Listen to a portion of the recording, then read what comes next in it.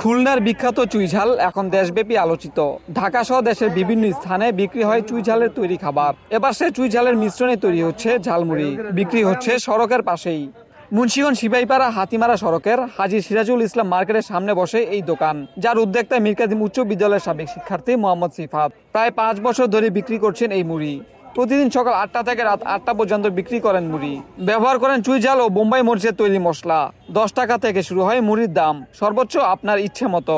অনেকটা ব্যতিক্রম হওয়ায় দূর দূরান্ত থেকে অনেকে আসে এই মুড়ির স্বাদ নিতে। আবার কখনো কখনো ধরতে হয় লম্বা লাইন, ব্যবস্থা আছে পার্সেল নেওয়ারও। ওনার ঝালমুড়িটা ইউনিক একটা ঝালমুড়ি, চুই ঝাল দিয়া বানায়, যেটা মানুষ আগে ভাত দিয়া খাইতো। মুন্সিগঞ্জে এরকম ঝালমুড়ি আর কোথাও নাই আমার জানা মতে। সবাই ট্রাই করে দেখতে পারেন, আশা করি ঝালমুড়িটা ভালো লাগবো। চুই ঝালের ঝালমুড়ি যেহেতু একটা ইউনিক জিনিস। আগে অনেক জায়গায় মুড়ি খাইছি নর্মাল ঝালমুড়ি, কোথাও কোথাও বোম্বাই মরিচ দিয়া বানায়, এটাও একটু ভালো, কিন্তু এটা একদমই অন্যরকম একটা মুড়ি, চুই ঝাল দিয়া।